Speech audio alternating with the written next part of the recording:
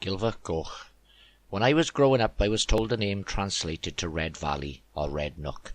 Whatever the correct translation, it matters not, for the etymology of each word is pretty much the same.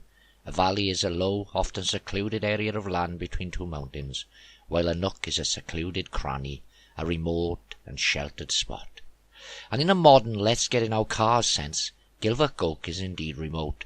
There is one road in and one road out, which often leads outsiders to mock the small community. But if you were born in Gilfach Goch, raised there, then this beautiful valley will always be in your blood, forever calling you.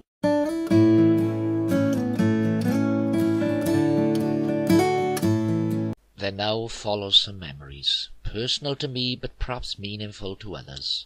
For all of us who have ever lived in the valleys, each of us who have ever gazed up through smog-filled skies to a star-clustered universe beyond, who have puffed up steep streets and slid down grass-flattened bankings, swum in the rivers, climbed the trees, all of us who have done these things share a common bond. That bond is Gilfach Goch, a place, but more than that, for it truly is a pooled molecule within our DNA.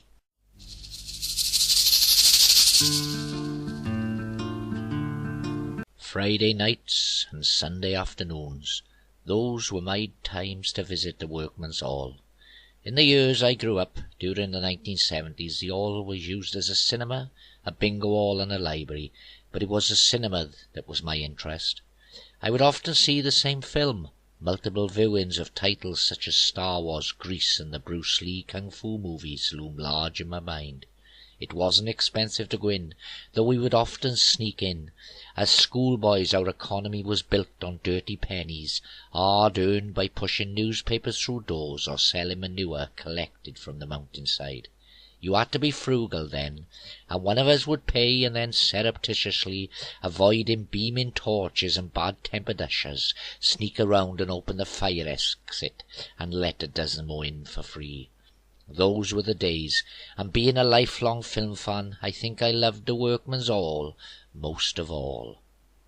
Gilfach Goch Workman's Hall opened in 1924 and provided facilities broadly typical of miners' institutes in this period, including a cinema, capacity 556 seats, providing films and variety performance.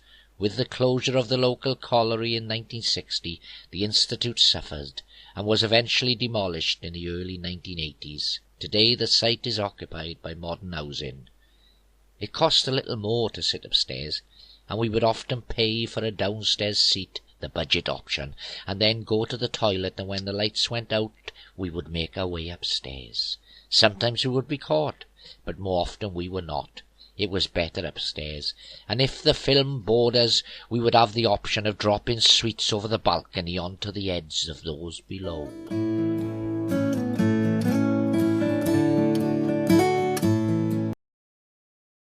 Let's go down the river, boys. Come on, come on, come on.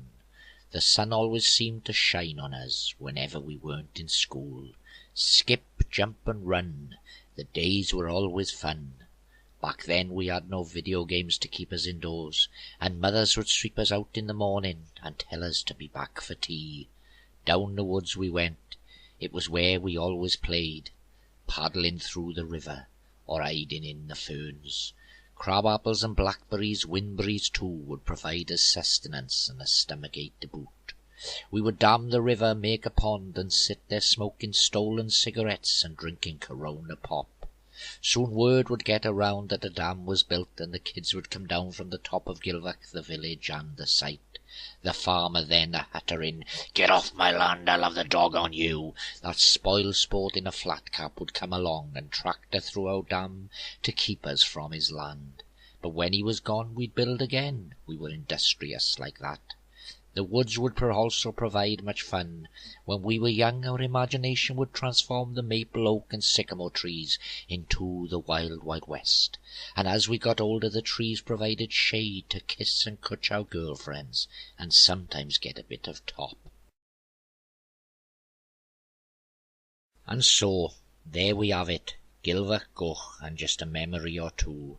There's so much more I could tell you, of characters that I've known, Jockey Bull, 5 foot nothing, with bicycle legs like tree trunks, Furnival the Breaker, and his ever-present cigar, Ray Bonner the Shoe, Kitty Badmans and Glyn TV too, Dibando Stullard on the village square in rain and sunshine too, whilst Emeris told all the bus timetable, and that he was more than able.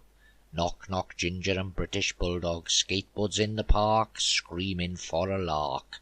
Gilfach Goch, the little red valley, forever occupies a nook within my heart.